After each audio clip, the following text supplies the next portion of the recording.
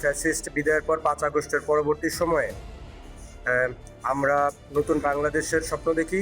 তারই ধারাবাহিকতায় আমাদের বাংলাদেশ জাতীয়তাবাদী দল সরকার গঠন করার মধ্য দিয়ে আমাদের প্রধানমন্ত্রী তারেক রহমানের ভিশন এবং মিশন হচ্ছে মাদক মুক্ত পরিচ্ছন্ন একটি বাংলাদেশ বিনির্মাণ। সেটার লক্ষ্যে সারা বাংলাদেশব্যাপী মাদক বিরোধী অভিযান চলছে। আমরাও আমাদের এই 22 নং ওয়ার্ডে মাদক বিরোধী একটি কমিটির মাধ্যমে অভিযান চলছে। আমাদের 22 নং ওয়ার্ডে আমাদের আজকের অভিযান আমরা শুরু করেছিলাম।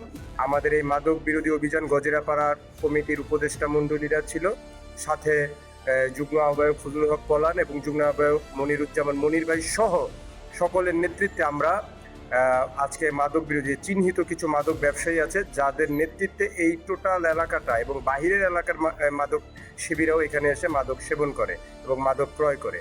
আজকে আমরা সেটার লক্ষ্যে আমরা সেই ব্যবসায়ীদের বাসায় যাই, আমরা সেখানে সার্চ করি সাংবাদিক এবং এলাকাবাসীদের উপস্থিতিতে।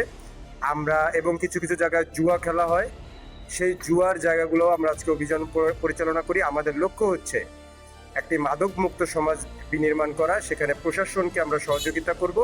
আমরা মাদক সেবী এবং মাদক যারা ব্যবসা করেন এবং জুয়া যারা ব্যবসা করেন আমরা সবাইকে আমরা আইনের আওতায় নিয়ে আসবো এবং এই সমাজের মানুষ আমরা সামাজিকভাবে তাদেরকে বয়কট করব।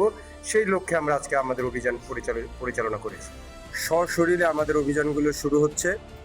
আজকে আমরা গোপন তথ্যের ভিত্তিতে আমরা খবর পেয়েছিলাম যে কিছু মাদকের যে ডিলার তারা মানে মাদক সেল দিচ্ছে। আমরা সেটা তথ্য পেয়ে আমরা আজকে সশরীরে আমরা কিছু কিছু পয়েন্টে আজকে আমরা অভিযান করেছি। আমাদের এই অভিযান অব্যাহত থাকবে ইনশাল্লাহ।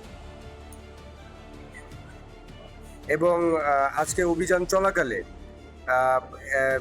এলাকার মুরব্বী ইয়াং জেনারেশন এবং সাংবাদিকের উপস্থিতিতে আমরা ওই বাড়িগুলোতে কিছু মাদকের আলামতগুলো আমরা পাই, মাদক সেবন এবং মাদক বিক্রির কিছু আলামত আমরা পাই যা মিডিয়ার কাছে মানে মিডিয়ার ক্যামেরায় বন্দী আছে।